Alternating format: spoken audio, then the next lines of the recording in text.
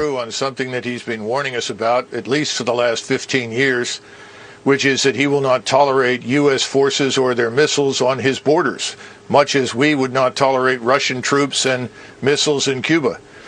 And we ignored him, and he finally acted. He was not going to allow Ukraine under any circumstances to join NATO. What's happened now is that the battle in eastern Ukraine is really almost over. All the Ukrainian troops there have been largely surrounded and cut off. You have a concentration down in the southeast of 30 to 40,000 of them. And if they don't surrender within the next 24 hours, I suspect that the Russians will ultimately annihilate them. That's why Zelenski is meeting with Putin's representatives right now.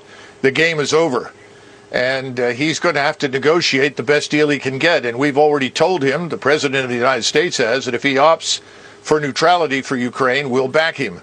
And I think that Vladimir Putin will do that for Western Ukraine. That is the Ukraine beyond the Dnieper River. But behind it in the east, where he is now, I'm not sure what he has planned there, whether he forms another republic, annexes it into Russia, because historically it has been Russian. He has no interest in crossing the Dnieper and heading west to the Polish border.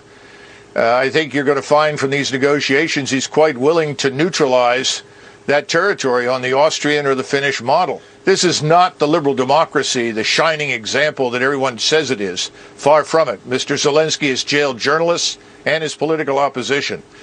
I think we need to stay out of it. The American people think we should stay out of it. The Europeans think we should stay out of it. And we should stop shipping weapons and encouraging Ukrainians to die in what is a hopeless endeavor.